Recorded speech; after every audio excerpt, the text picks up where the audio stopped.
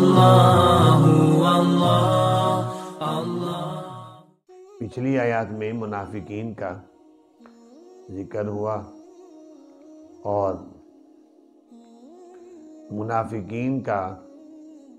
ایک اور خباثت اور ایک بری بات جو انہوں نے کہی اس کا ذکر آ رہا ہے آج کی آیات میں۔ اور ہوا یہ کہ ایک غزوے سے واپسی پر ایک مہاجر اور انصار کا آپس میں جھگڑا ہو گیا۔ مہاجر اور انصار کا جب جھگڑا ہوا تو مہاجر نے انصار کے ایک تھپڑ مار دیا، تو اس سے انصار نے بھی تھپڑ مار دیا۔ ان دونوں میں تو میں بڑھ گئی اور انصار نے یا للانصار کہہ کر آواز لگائی، انصاریو انصار کی مدد کو پہنچو۔ مہاجر نے یہ آواز لگا دی یا للمہاجر، مہاجرین مہاجر کی مدد کے لیے پہنچو۔ دونوں طرف سے لوگ اکٹھے ہو گئے، حالانکہ تھے تو سارے مسلمان، لیکن قریب تھا کہ ایک ان کی آپس کی ایک لڑائی شروع ہو جائے، جبکہ نبی پاک صلی اللہ علیہ وسلم بھی موجود تھے، آپ کچھ فاصلے پر تشریف فرما تھے۔ جلدی سے ایک آدمی نے جا کر نبی پاک صلی اللہ علیہ وسلم کو بتایا کہ یہ واقعہ ہوا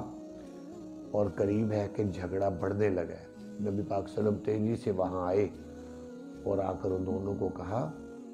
یہ کیا تم دونوں نے جاہلیت کا نعرہ لگایا ہے؟ انصار کے لیے پہنچو، مہاجر کے لیے، تم سب مسلمان ہو، ایک کلمہ پڑھا ہے تم نے، ایک نبی پر ایمان لائے ہو، ایک قرآن کو تم نے مانا ہے، تو پھر یہ جاہلیت کے نعروں کا کیا مطلب؟ ان کو سمجھایا تو آخر ان کا معاملہ رفع دفع ہوا۔ اس کے بعد نبی پاک صلی اللہ علیہ وسلم بھی اور مسلمان بھی وہاں سے روانہ ہو گئے۔ لیکن جو عبداللہ بن ابی منافق جو تھا، وہ اور کچھ اور منافقین جو ہے باتیں کرنے لگے، کہتا ہے دیکھا نا ان مہاجرین کو ہم نے مدینے میں جگہ دی، ان کو گھر دیے، ان کی مالی مدد کی، ان کی ہیلپ اور تعاون ہم نے کیا، آج یہ ہمارے آگے منہ زور ہو گئے ہیں اور ہمارے ساتھ ہی لڑنے لگ گئے ہیں۔ پھر منافق کہنے لگے مدینہ والوں کو، جو انصار، یہ آپس میں کہ سب تمہاری کمزوریاں ہیں، تم نے مالی تعاون نہ اگر کرتے تو آج ان کو یہ جرأت نہ ہوتی، ہمارے ساتھ ہی لڑنے لگ گئے۔ لہذا کہنے لگے بس بات ختم، آئندہ کے بعد عید کا 1 روپے کا بھی تعاون نہیں اب کرنا، ان کے مالی تعاون سارے بند۔ تو اس کو اللہ تعالیٰ نے ان کی اس بات کو بھی سورۃ منافقون میں ذکر کر کے کہا، یہ منافق وہ لوگ ہیں یقولون، جو کہتے ہیں لا تنفقوا، نہ خرچ کرو ان لوگوں پر جو رسول اللہ صلی اللہ علیہ وسلم کے پاس ہیں، یعنی صحابہ پر خرچ نہ کرو، حتیٰ ینفضوا، یہاں تک کہ یہ آپ صلی اللہ علیہ وسلم کو چھوڑ کر ادھر ادھر بھاگ جائے، چھوڑ کر چلے جائے، پھر خرچ کرو۔ نبی پاک صلی اللہ علیہ وسلم کے ساتھ جب تک یہ منسلک ہیں ان کو بالکل کوئی تعاون نہیں کرنا۔ اللہ تعالیٰ نے ان کو جواب دیتے ہوئے کہا، اے منافقو، کہ یہ مال تم کیا سمجھتے ہو کہ تمہارے پاس ہے اور تم نہیں دو گے تو کیا مسلمان پریشان ہو جائیں گے؟ فرمایا زمینوں آسمانوں کے سارے خزانوں کا مالک اللہ ہے، وَلِلَّهِ خَزَائِنُ السَّمَاوَاتِ وَالْأَرْضِ، اللہ ہی کے لیے ہیں خزانے آسمانوں اور زمینوں کے، وہ مالک وہ ہے، سارے خزانے اس کے پاس ہیں،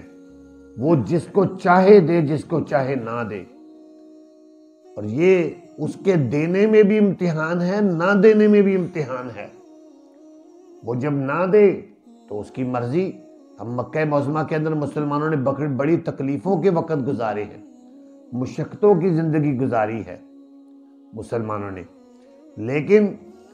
ایسا بھی دور آیا جب کیسر و کسریٰ فتح ہوا، سونے چاندی کے ڈھیر لگ گئے مسجد نبوی کے اندر، اللہ تعالیٰ دینے پر آئے، تو مالک تو وہ ہے، دینے والا وہ ہے۔ فرمایا وَلَٰكِنَّ الْمُنَافِقِينَ لَا يَفْقَهُونَ، لیکن منافق جو ہے وہ سمجھتے نہیں۔ یقولون، اور کہتے ہیں وہ منافق، لَئِن رَجَعْنَا، اگر ہم لوٹے مدینے کی طرف، البتہ نکال دے گا عزت والا اس مدینے سے ذلت والے کو۔ اللہ ہی کے لیے عزت اور اس کے پیغمبر کے لیے ہے عزت اور مومنوں کے لیے ہے، لیکن منافق لوگ نہیں جانتے۔ یہ جملہ کل بھی آیا تھا کہ منافق نے یہ نبی پاک صلی اللہ علیہ وسلم کی توہین کی تھی، اور اس جملے کو جب یہ بات پھیلی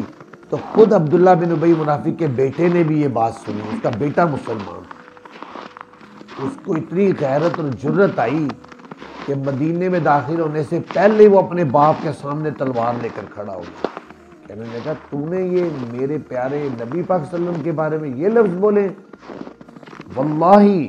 میں تجھے اس تلوار سے ابھی قتل کر دوں گا، مدینے میں تو داخل نہیں ہو سکے گا، سب سے پہلے یہ اقرار کر کہ میں ذلیل ہوں نبی پاک صلی اللہ علیہ وسلم، یہ کہو۔ آخر اس کے باپ نے دیکھا کہ یہ مجھے چھوڑے گا نہیں، اس کو ماننا پڑا اور وہی قرار کی۔ تو فرمایا عزت تو اللہ اور اس کے رسول کی ہے۔ اگلی آیت میں اللہ تعالیٰ نے فرمایا کہ مسلمانوں کو تعلیم دی، فرمایا یہ کافر اور مشرک، پہلی بات تو ان کو مال و دولت پر بڑا گھمنڈ ہے۔ اے ایمان والو، تمہیں ایک تو مال و دولت پر گھمنڈ نہیں ہونا چاہیے، اور دوسرا دنیا کے مال و دولت میں مگن اور منہمک ہو کر تم کبھی اللہ کی یاد سے غافل مت ہو۔ یہ تعلیم ہے۔ میں یا ایھا الذین آمنوا ایمان والو لا تلہکم اموالکم ولا اولادکم عن ذکر اللہ، نہ غافل کرے تم کو تمہارے مال اور نہ تمہاری اولادیں اللہ کی یاد سے۔ عام طور پر ہوتا یہی ہے، لیکن جب آدمی اپنے مال و دولت میں مگن ہوتا ہے، مصروف ہوتا ہے، کاروبار بڑھنا شروع ہوتا ہے، پہلے 5 وقت کے نمازی ہوتے، پھر فجر گئی، پھر ظہر گئی، پھر عصر گئی، آہستہ آہستہ پیسہ آتا جا رہا ہے، نمازیں جا رہی، پھر آہستہ آہستہ اللہ کی یاد سے بھی غافل، اور سب چیزیں چھوٹتی گئی۔ فرمایا یہ ایمان والوں کا یہ طریقہ نہیں ہے۔ ایمان والوں کو کان کھول کر یہ بات سن لینی چاہیے کہ ان کے مال و دولت اور اولادیں ان کو اللہ کی یاد سے غافل کبھی نہ کریں۔ حقوق اللہ کے عائد کردہ فرائض میں غفلت نہیں آنی چاہیے، کہ یہ نہ ہو کہ نہ حج کی پرواہ ہے، نہ زکوٰۃ دینے کی پرواہ ہے، نہ نماز کی پرواہ ہے۔ وَمَن يَفْعَلْ ذَلِكَ، جو کرے گا یہ، فَأُولَٰئِكَ هُمُ الْخَاسِرُونَ، تو یہ لوگ خسارہ پانے والے ہیں۔ کیونکہ دیکھیں دنیا میں کتنے مال و دولت والے لوگ گزرے ہیں، وہ لوگ بھی گزرے ہیں جن کو آپ اربوں پتی کہتے ہوں گے، آج قبر کی مٹی نے ان کے جسم کو ختم کر کے رکھ دیا، پیسہ دنیا میں رہ گیا۔ تو جتنے بھی لوگ ہیں دولت کماتے ہیں، قرآن کا ان کو پیغام ہے کہ یہ پیسہ مال و دولت یہ تمہارے ساتھ قبر میں نہیں جائیں گے، یہ تمہارے حشر میں کام نہیں آئیں گے، وہ یہ فانی زندگی کا سامان ہے، اور تم آخرت کی ہمیشہ کی زندگی کی محنت کر لو، اللہ کو یاد کرو، نماز پڑھو، زکوٰۃ دو، روزے رکھو، حج کرو، تو پھر تم آخرت میں کامیاب ہو جاؤ گے، ورنہ تم نقصان پہنچانے اپنے آپ کو نقصان پہنچاؤ گے۔ وانفقوا، اور اللہ تعالیٰ نے فرمایا یہ کافر تو کہتے ہیں نا خرچ نہ کرو، فرمایا نہیں، تم خرچ کرو، مما رزقناکم، اس سے جو ہم نے تمہیں رزق دیا ہے، پہلے اس کے آئے تم میں سے کسی کے پاس موت کے آنے سے پہلے جس نے خرچ کرنا ہے کر لو، آج تمہارے پاس موقع ہے۔ اور نبی پاک صلی اللہ علیہ وسلم کی حدیث سے آپ نے فرمایا سب سے اچھا صدقہ وہ ہے کہ جب انسان تندرست ہو، صحت مند ہو، اور اس کو یہ بھی ڈر ہو کہ میرا پیسہ کم نہ ہو جائے، یہ ڈر ہو، صحت مند تندرست ہو، اس وقت خرچ کرے گا تو اس کا صدقہ زیادہ پسندیدہ ہے۔ ایک ہوتا ہے آدمی بیمار ہو گیا، مریل، ان قریب مرنے والا ہے، ان قریب، اس وقت کہتا ہے یہ فلاں کو دے دو، فلاں کو دے دو، فلاں کو دے، اس کا کوئی فائدہ نہیں، اس وقت تو تم مرو گے، خود بخود مل جائے گا لوگوں کو اولاد۔ تو صحت مند کی زندگی میں اپنے آپ خرچ کرو، اور فرمایا کہ ورنہ کیا ہوگا، ورنہ موت کا جب وقت آئے گا، فَيَقُولَ، پھر وہ کہے گا ربی، اے میرے رب، لولا اخرتنی الی اجل قریب، کیوں نہیں مہلت دی تو نے مجھ کو قریب کی مدت تک، مجھے کچھ سال 2 سال اور رہنے دے، فَأَصَّدَّقَ، میں صدقہ کروں، وَأَكُن مِّنَ الصَّالِحِينَ، اور ہو جاؤں میں نیکوکاروں میں سے۔ فرمایا سن لو، وَلَن يُؤَخِّرَ اللَّهُ نَفْسًا، جب موت کا وقت آ گیا ہرگز نہیں مہلت دے گا اللہ تعالیٰ کسی شخص کو، اذا جاء اجل، جب اس کی موت آ جائے گی، واللہ خبیر بما تعملون، اللہ تعالیٰ خبر رکھنے والے ان کاموں کو جن کو تم کرتے ہو۔ اور نبی پاک صلی اللہ علیہ وسلم کی حدیث ہے، آپ نے فرمایا ہر امت کا کوئی نہ کوئی فتنہ ہوتا ہے، ہر امت کا کوئی نہ کوئی فتنہ تھا، میری امت کا فتنہ مال ہوگا۔ کیا مطلب؟ کہ بس مال کے ہو کر رہ جائیں گے، صبح ہوگی مال کی فکر، دوپہر ہوگی مال کی فکر، شام ہوگی مال کی فکر، ہاں جی سوتے ہوں گے مال کی فکر۔ یہ نہیں، صحابہ کرام کو یہ نہیں فکر ہوتی، ان کو فکر آخرت کی تھی، آخرت کی تھی۔ کتابوں میں لکھا ہے کہ پہلے زمانے میں کسی کی تکبیر اولیٰ صرف نکل جاتی تھی نا، تکبیر اولیٰ، تو لوگ اس کے گھر تعزیت کرنے جاتے تھے کہ یار تمہاری آج تکبیر اولیٰ نکل گئی۔ اب جماعتیں بھی گئیں، نمازیں بھی گئیں، اب تو یہ حال ہے، صرف کیا رہ گیا؟ پیسہ پیسہ پیسہ پیسہ بس ہو رہا ہے۔ تو اس لیے اللہ تعالیٰ نے قرآن پاک کے ذریعے سے مسلمانوں کی یہ تعلیم دی ہے کہ مسلمانوں